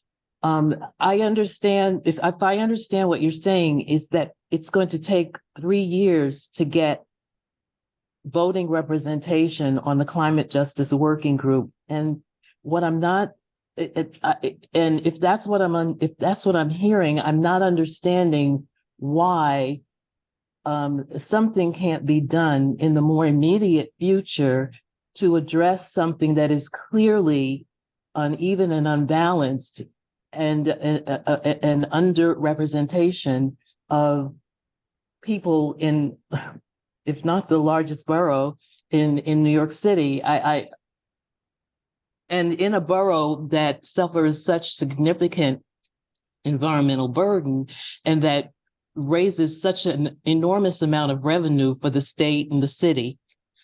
I just don't understand how representation can't be made available to those communities sooner rather than later. So we are bound by the CLCPA. So we really can't just randomly add people to the climate justice working group. We did look at potentially increasing the number of folks who were on the working group. We explored that through our council, and which is how we ended up with members that could be at-large members of the group. And I will point out that it's not just Queens that doesn't have representation. We've also heard from Long Island that folks that they don't have representation, Staten Island folks. We've heard from folks in Niagara where Love Canal is. We've also heard from folks in the Mid-Hudson Valley that they also don't have representation and across the Southern Tier. So there are large swaths of the state that do not have a direct representative. We are trying to do this as equitably as possible to make sure that we are hearing from everyone. We are currently working on what the updates to the climate justice and the responsibilities and the work of the climate justice working group looks like in the future, while assuring that we're still sticking to the Climate Leadership and Community Protection Act. So we are exploring what it would look like to have more maybe a less formal process when we're not discussing disadvantaged communities criteria, or not voting or reviewing the criteria, and potentially looking at more community involvement. But we do have to make sure that we are staying within the bounds of the Climate Leadership and Community Protection Act, and making sure that the process is as transparent as possible. So we're discussing it, which is probably one of the reasons why we haven't had, a solid meeting where we have determined exactly what meetings look like in the future. That's been something that's come up in multiple climate justice working group meetings, because we haven't finalized that yet. But the goal is to try to make sure that we're plugging as many of the holes as possible, and trying to get the responses of folks, especially folks that are in areas that are not represented by the climate justice working group. Thank you, Ms. Alana Kittle-Tucky, for your responses. Thank you, Ms. Gloria, for your question. I want to go in order. And Ms. Angela Miskis put in her questions first in the chat, and then we'll acknowledge Ms. Andrea Scarborough, and then we'll go to Dr. Natalie Vino. Okay, is that okay with everyone? Yes, good, very good. And then Mary, because Mary just popped in the chat as well. Okay, so Angela Miskis says, she asked a question. Let me go back. Okay, she says, so what can we do as everyday citizens to make sure our communities are included? She says, maybe a range of tasks from simple to more advanced advocacy and involvement. So which presenter would like to present on that? I know, Dr. Vina, you gave us some tasks, some key takeaways in your presentation. So I don't know which one of you would like to answer that question. I can jump in with just some quick thoughts. I definitely think that engagement with state officials is really important, because after all, this is a state map, but it's also really important to engage with your city representatives and tell them you're concerned about this, because word on the street is that the city, I think, is thinking about adopting the state's map. And also the city stands to benefit from the state funding. So a lot of this funding is going to come down, and it's going to be city electeds who are wanting to bring projects to their communities, or it's going to be city agencies who are going to want to bring state funding to New York City. Like, a lot of this money isn't necessarily going through community-based organizations. It's going to be going through local government. So I think really alerting your electeds that you're concerned about this is an issue, is something that I would encourage you to do. And also, I did want to hear from Alana about how DEC and NYSERDA are planning to solicit or incorporate public feedback on the criteria in advance of the update in February, which Barbara Brown was talking about. I know at one point, Adriana, at a meeting in July in Brinkerhoff, said that like DEC was going to be thinking about ways to solicit community feedback on the map in advance of the update. And I'm just wondering if that's happening. So I want to be clear in that when the Climate Justice Working Group are in the Climate Leadership and Community Protection Act are tasked with reviewing the disadvantaged communities criteria annually, there's no guarantee that the criteria will change on an annual basis. The Climate Justice Working Group is going to vote basically on whether or not there will be changes, but there's no guarantee that there'll be changes from year to year. So what we're looking at, we also have to, recognize that the indicators that were used are updated at different points. So they're not all updated at the same time. So we need to make sure that we have updated indicators so we can present that. We will be looking at updating the census data because the disadvantaged communities criteria maps are based on older, outdated census data. So we need to definitely make sure that we're working with the most accurate and up-to-date census data. And we need to make sure that the working group has adequate time in order to review any potential changes, and that we are essentially making that as transparent as possible so other folks have an opportunity to maybe explore and look at some of those potential changes. And that's going to take a lot of time. So we have to make sure that we are basically tracking backwards. If we are generating a report, maybe let's just say for argument's sake, we have to I don't think we're going to be voting on new criteria in February.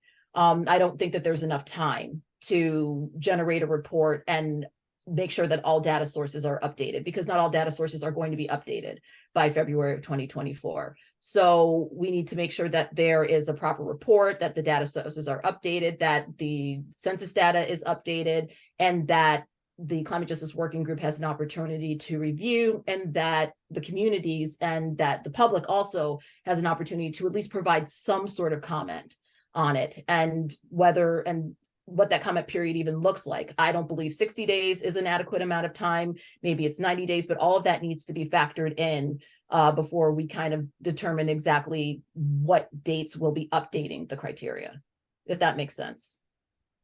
We want to make sure that we are hearing from people, but we have to keep all of that in mind.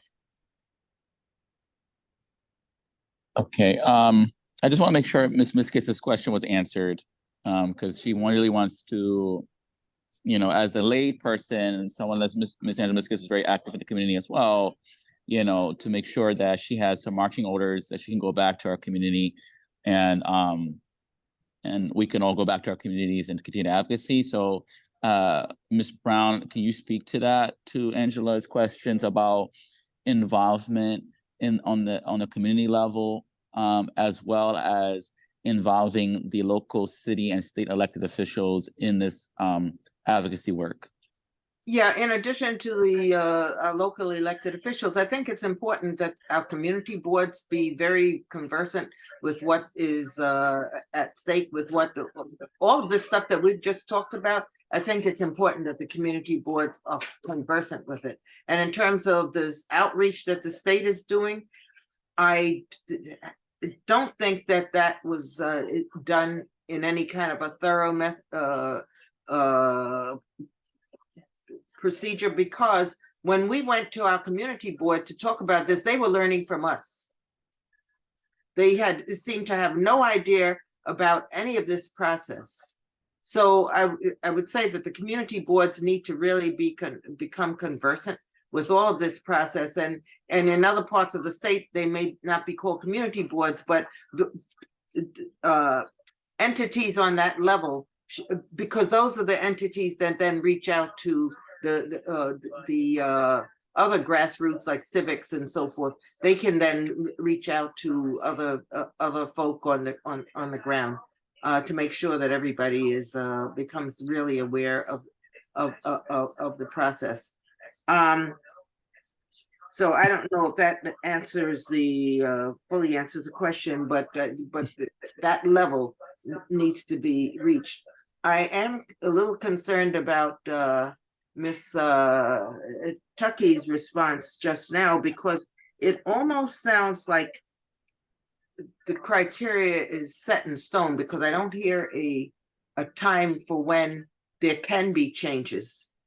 And it's not, which goes back to business as usual when we start talking about government agencies and how they put something in place and then there's no room to change it, or it takes so long to change that one could become, you could become middle-aged or old before anything happens. And so there needs to be a swifter way of looking at that criteria, because there are there were comments that was sent in and specific suggestions that were made, and to suggest that it sounded like 4 or 5 or more years before that's going to happen, that's too slow. From a community perspective, that is absolutely too slow. If you've missed something, but you're not going to correct it for 4 or 5 years, then it's almost like you're not going to correct it at all.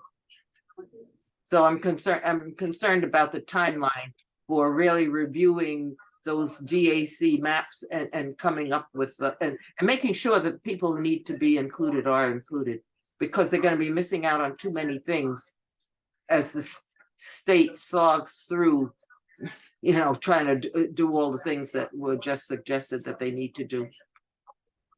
So no one said 5 years. That was not anything that we No, you didn't use that number, but no. That's the scoping plan, is every 5 years. The goal is just to really, again, make sure that we have all of the data sources updated and have their most accurate, up-to-date information, as well as any data sources that are suggested. There are a couple of potential indicators that were suggested by Climate Justice Working Group members where we didn't have the data source or the updated information available in time for its inclusion in the disadvantaged communities criteria. That would have been the information on diabetes. We didn't have that information available in enough time to actually get it into the criteria. So the goal is to make sure that we try to include that during the update, like I said, as well as the census data. And I saw that Stephen asked a question about the census data.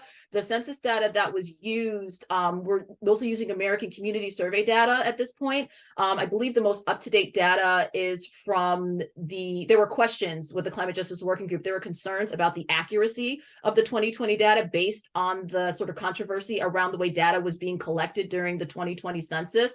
And the Climate Justice Working Group really did not want to use that 2020 census data because they thought that it was very seriously undercounting folks in minority communities, so they really were not comfortable with that data source. But now that we've sort of moved forward, we really do need to update those data sources. So again, that's going to be something that comes up in the next update. But yes, I think 5 years is probably a bit too long. We don't want to necessarily have 5 years, but we do want to make sure that we're getting that first update. And I don't know, I can't tell you with any certainty that we're going to be able to do that in 2024. That I really don't know if that's going to be the case. Definitely not by February. Like I said, there are several data sets that aren't going to be updated by then, and it takes a little bit longer to update the census data for each one of those indicators. So I don't want to make any promises that by February it's going to be done, because each indicator's data source has to be updated based on the census data. Thank you. And then it has to be recalculated and reformulated. So that's basically how that kind of works. Thank you, Alana, for your responses. Thank you, Ms. Brown and Dr. Vina. On Ms. Andrea Scottsboro, you have your hand up. Yes. Thank you. And thank you to the panelists for today's conversation. Really good stuff, very in-depth and thoughtful presentation. So thank you so much. I am going to piggyback a little bit on what Ms. Brown talked about around the issue of data and flawed data. Now, I do know in particular, one of your indicators, which was inland flooding. In many instances throughout all our neighborhood census tracts in Southeast Queens, it kept showing 0 for inland flooding, when we know that our community has a high water table and we experience groundwater flooding. And I brought it up because we did submit testimony around this, and was kind of told whatever data you were using, it was clear that it was flawed because you weren't able to access data that really showed what areas had high water table. Now, we do know that USGS has that data. And I guess as you move forward and you go into next year, what is being done to update the accuracy so that you have no longer flawed data around these indicators, but for me in particular, around inland flooding, as you begin and continue this annual review process? How is that being addressed? That's my first question. And then secondly, you talked about CLCPA, and having to stay within those boundaries. And I guess I know it was brought up, but within those boundaries, we were supposed to have an Environmental Justice Advisory Board. So how is that? What's the status there so that we actually make things right around as it pertains to the CLCPA Act? So I can start with the first. Basically, all data sets will be reviewed. That's part of the process for updating and reviewing the disadvantaged communities criteria, is also reviewing and updating potential data sources, which we use our different state employees. For example, our Division of Water would be involved in that. Other state agencies would be involved in making sure that we're using the most up-to-date data sources. If there are data sources that you feel should, again, they have to be available and applicable at a census tract level. If there are data sources that you really do feel that we should be using that we're not using, again, continue to send that and make that point, and we can bring that up to the Climate Justice Working Group and bring that up to our consultants so that we're making sure that those are at least being considered when we're looking at the updating the data sources and updating and making sure that we have the most accurate data. I do agree that there is a problem if there have been instances of inland flooding in an area, but the data set is showing, or the information available is showing, that there is no flooding. Some of that does come down to how these things are reported and whether or not they're being reported, because census tract level data, basically it's what's being reported at the end of the day. With regards to, sorry, and what was your second question? It had to do with incorporating that Environmental Justice Advisory Board to ensure that that is in place. So at this point, we still do not have a climate and permanent environmental justice advisory board impaneled. We're working on, we've made suggestions of members for the board. There are folks who have been confirmed as members for the permanent environmental justice advisory board. We just currently do not have enough members that, as it's stated, need to be 16. We don't have 16. So we're working on getting more people. If anybody has names of folks who we could put forth to the chamber for consideration, please send them along. But that's something that we've been working on for the last couple of years, whether it was consistently asking on a regular basis when we were going to impanel the permanent environmental justice advisory group, or asking what the status of group members is. Or potential group members is. But it is something that we've been working on. All right, so if I'm hearing you correctly, send along our data source, at least for me, as it regards, in regards to inland flooding, and a data source that can be considered. And secondly, in regards to anyone or folks that we think would be a good fit for the Environmental Justice Advisory Board, send that along to you also. Absolutely. Send that to me. Okay. I, do not know every single environmental justice advocate across the state of New York. I don't have everybody's resume, so it's important if there are people out there who would make great permanent environmental justice advisory group members. I would like to know who they are, and I would like to put them forward as potential working group members. Okay. And the Thank you. same goes with the climate justice working group. We are currently short at least one member. We do not have a rural representative since Dr. Jonathan Brown left. And we're looking for suggestions for how to fill that particular role. Great. Okay. Thank you, Thank Ms. you. Cosborough, for your questions. Alana Kettle-Tucky for your answers. I'm going to go back to the chat. Mary, I need to get Mary's questions in. And then Stephen, I see, Mr. Bowman, I see your hand up. So let's get Mary's questions in, and then Stephen will be the last question before we sign off. Okay, Mary asked, where's Mary? Okay, question for Alana Kettle-Tucky. She said, is Alum, is several questions. So it's like 1, 2, 3, 4 questions here. So so we can go one at a time, but I'm gonna read them all. First question is Alum being hired again, given the problems that have been brought forward by groups in Queens and across the state? That's question 1. You want to answer that question? You want me to, Ms. Tucky, you want me to go just one by one? Because it's 4 questions. Sure. So Yes. Alum is contracted through the state of New York. We have a competitive bidding process for contracts because that's how we have to procure folks. So Alum was applied for answered an RFP, and they presented and had the best RFP, and that is how they were selected.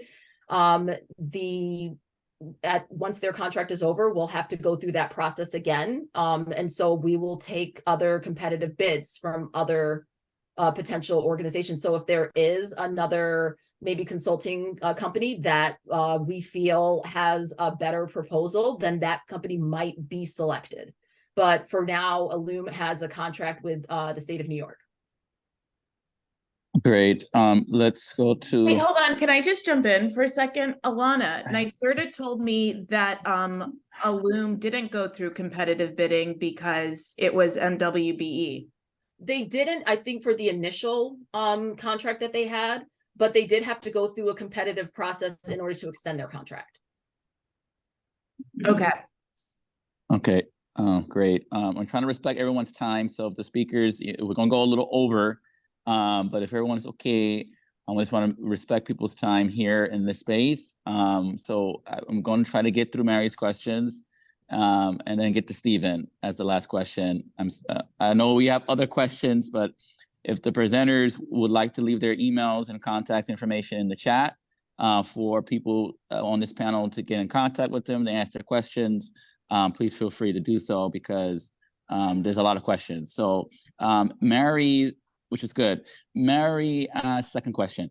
Will the draft bylaws be published and open for public comment? I don't know, what draft bylaws are you referring to, Mary? Oh, those are the draft bylaws for the Climate Justice Working Group. Oh, and okay. Yeah. No, those are not open for public comment. Okay, those are not, okay. not I mean, nothing's open for public comment. Well, there are draft bylaws for the working group, so it's voted on by the working group. That's a similar fashion to the resolution that was voted on by the Climate Justice Working Group. So those things, while we will publish the bylaws for folks, those are not open for public comment. Okay. Third question. Say that in the law that has to be done. And I have seen a million sole source procurements, anyway, it's very discouraging to listen to you, Ms. Kettle-Tucky, because you've been the spear carrier for getting this done. And I'm just hearing so much resistance to, the inputs people are making and just a closed door process where, this isn't open for comment. And there's like, if you know of anybody, I mean, you've got Barbara Brown in the room here, her name isn't before them. You know who she is. You're the the EJ person for the whole state of New York. Anyway, I'll stop there, but very discouraging. So I don't mean to be argumentative, but I have not said consistently that everything is not open for comment. For starters, I just simply said that the bylaws were not open for comment. Second of all, I have no problems putting up Barbara Brown for representation for when we have a New York City opening for the Climate Justice Working Group for a New York City member. She is quite literally the first person on my list for who was going to hopefully come in for the next member. As a matter of fact, I wish we could it was a little bit more open so we could nominate other people, but because it is sort of situated where we have to have 3 rural, 3 or upstate urban and 3 New York City, we are trying to make sure that we're having representation equitably. I'm actually trying to make this process as open as I possibly can. I'm trying to make sure that information is out available for people to review. And I'm trying to make sure that people have a say in this process. I don't have a real say over what is in the CLCPA or what, how this process is going. I'm trying to take as much control of it as I can and give as much control back to the public as I can. So when it comes especially to the updating of the disadvantaged communities criteria, I want to have as much time for not just the Climate Justice Working Group members to review this process and to review the criteria, but also for the public. And so we're trying to make this, again, this is an imperfect process. And we're trying to make this work to the extent possible and for what I can do within my own role. When would the Climate Justice Working Group meet again, Ms. Tuckey? So unfortunately, we're not going to have a quorum for our next meeting. We haven't advertised it yet, but the plan is to meet on October 4th from 2 to 4. Like I said, because we probably will not have a physical quorum, we're going to switch it to a virtual meeting that will be open to the public, where we will have a presentation on the Heat Island study that was done by NYSERDA and I believe DEC. I think it was a cross-state study, but it's going to be our Office of Climate Change that will be presenting on that. Okay, great. And then the last question from Mary. Mary. What will the process be for transparency looking into the climate, the CLCPA agenda prior to the meeting and having public participation in meetings going forward? So I will say that I was involved in the first few meetings and it was a little bit difficult, I think, to manage having public participation during some of the meetings simply because of how we initially structured it. I think that is something that we can definitely explore. We have generally, when we're taking on the meetings, if folks have questions in the Q&A, we try to respond to folks in the Q&A, and we try to take down and we make sure that we're copying all of the questions that come from the public so we can answer them to the extent possible. Sometimes we can't answer things right on the form, and sometimes we don't have an email address for somebody who's asking the question. So it's going to be, like I said, this is going to be a process because we don't want to answer some questions and not others. And this is also going to be about how these Climate Justice Working Group meetings look moving forward. So this is something that we're working on, something that we're talking about, and it's something that we're working on. Great, thank you. Stephen, and then I just want to say, again, I know there's a lot of questions in the chat, a lot of questions and comments. I want to be respectful of people's time and the presenters' time. So please, if you have a specific question for one of the presenters, they did put their emails in the chat, please send it to them. And hopefully they can answer your questions in a timely and a diligent manner. I just want to make sure I respect people's time in the space. Stephen, you have the last question. Well, it's more of an observation. I'm a computer nerd from about 50 or 60 years. I don't understand the difficulty of updating the census data, and with regard to a program, quite frankly. I'm just wondering what the process is that your group is using, because it appears to me that if you're using RFPs, it should have been in one of the requirements that the stuff should be updated. All you have to do if you want to update the census data, or should be, is you update the dates with regard to the ACS or with regard to the census data itself. And there are plenty of APIs that are available for even the any user, even a home user like myself. That's all I want to say. So I'm not the person who does the updates on the census data for the disadvantaged communities criteria. So I really can't speak to that about how long that's going to take. I've just been told by folks that it takes longer than you think it does. I can only actually speak to our updating of census data, for example, for our potential environmental justice maps. The way our maps are generated is that it's not just taking that data. There's also a very complicated equation that's part of that, which is how we derive our potential environmental justice areas. So it takes a lot longer. It took, for example, our GIS expert, who unfortunately is no longer with DEC, about 11 days to update our census data. And that's just for the mapping. That's just for very simple potential environmental justice mapping that just includes percentage, minority, and income. So basically, from what I've been told, it's a little bit complicated. It's the way that they have to actually check for each individual criteria. And that's what's going to take a little bit longer to update the census tract data. You have a single program, and all you have to do is substitute the dates. That's what I was getting at.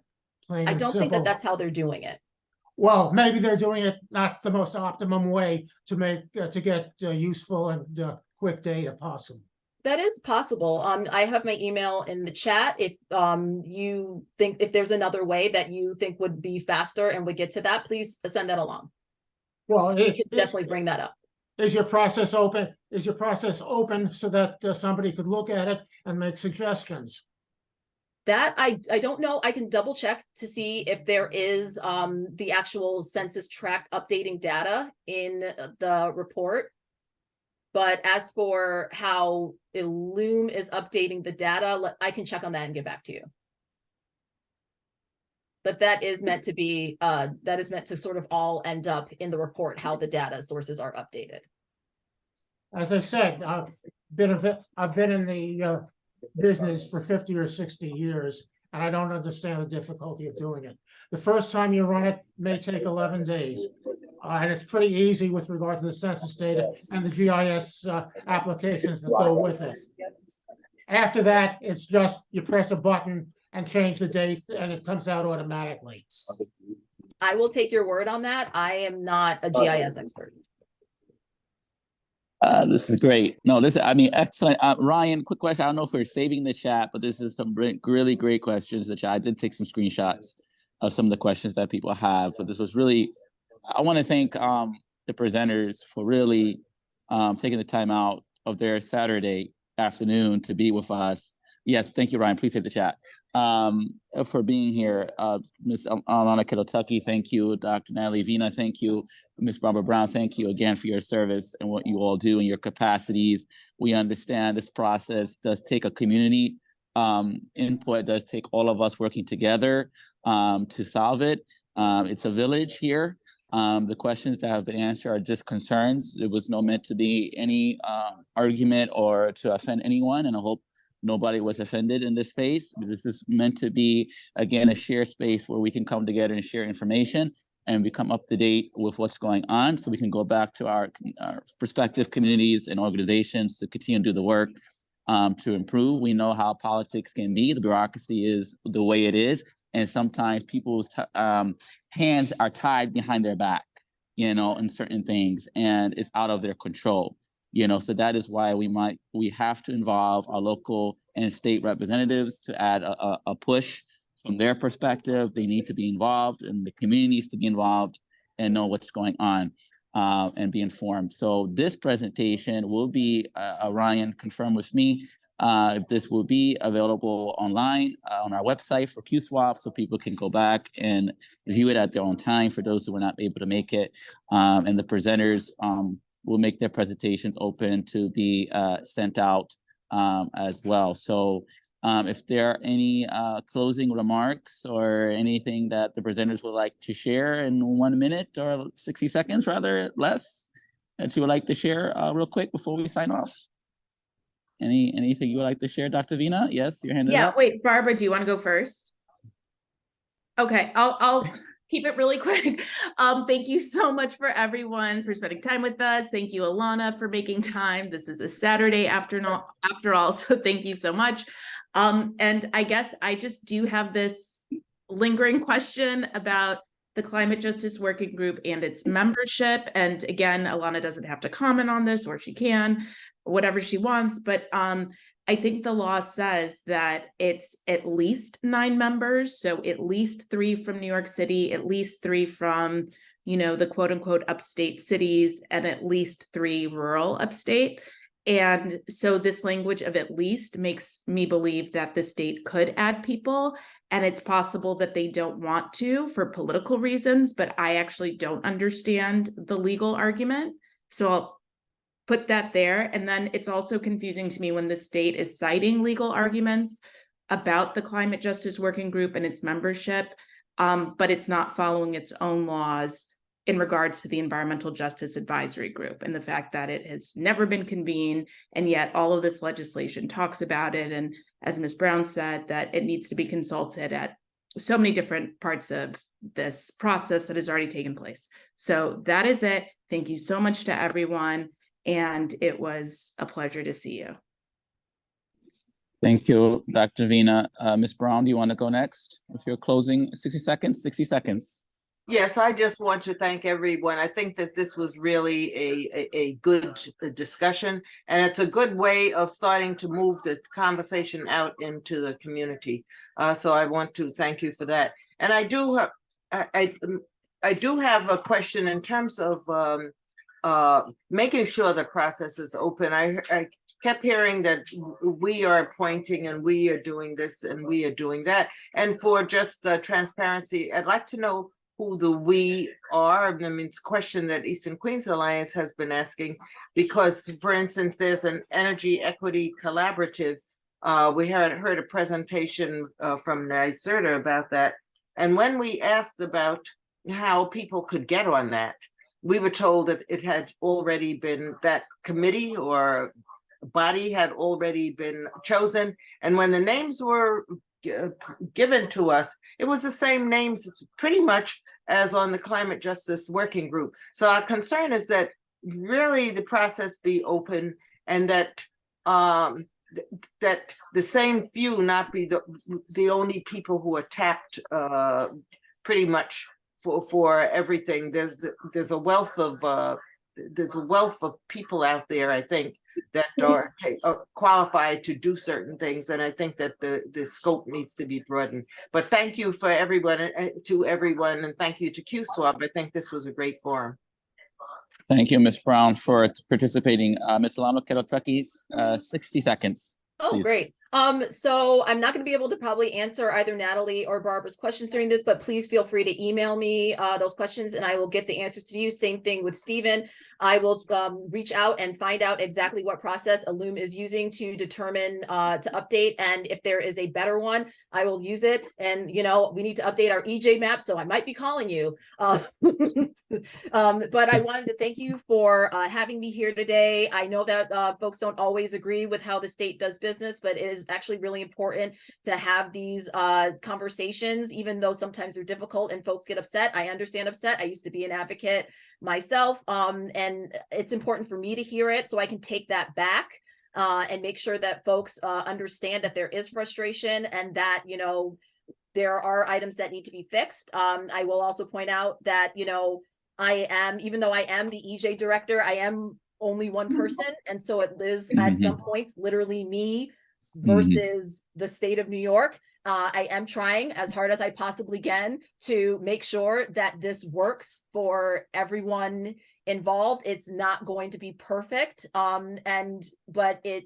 am going to do my level best to try to make sure that this is equitable and as transparent as possible, because I understand the frustrations of folks not making information available for folks. Sometimes information isn't available to me and I'm the EJ director. So my goal is to make sure that people have the opportunity to review things. And because this is supposed to be a community grassroots process, that the community does have involvement. So again, any questions that I didn't respond to, please send them to me and I will try to respond to them as soon as possible. And again, Thank you. for having me. Like I said, this is an extremely important process. If anybody wants to do this again, let me know. Saturday's not always great for me, but you know. Right. Well, yes. We'll take that offer up for sure. Ms. Alana Kentucky. Thank you so much for your participation. Last but not least, Ryan, as the chair of QSWAB, do you have any last comment, closing remark, 60 seconds, or any announcement that you'd like to share before we sign off? I'll give the floor to you. Wonderful. Thank you. Just thank you everyone for coming. Thank you for our wonderful panel for a very engaging conversation and very detailed presentations. If folks are interested to learn more about QSWAB, feel free to check out our website. We have a meeting coming up on Wednesday over Zoom that's open to the public. And we'll follow up with you all with some resources. So thanks again. Thank you. Thank you so much, everyone. And we hope to see you all soon at QSWAB. Have a great rest of your Saturday and a great rest of your weekend. Thank you all. Take care. Stay safe. Be healthy. Bye-bye. Bye. Thank you. Thank you, Bilal.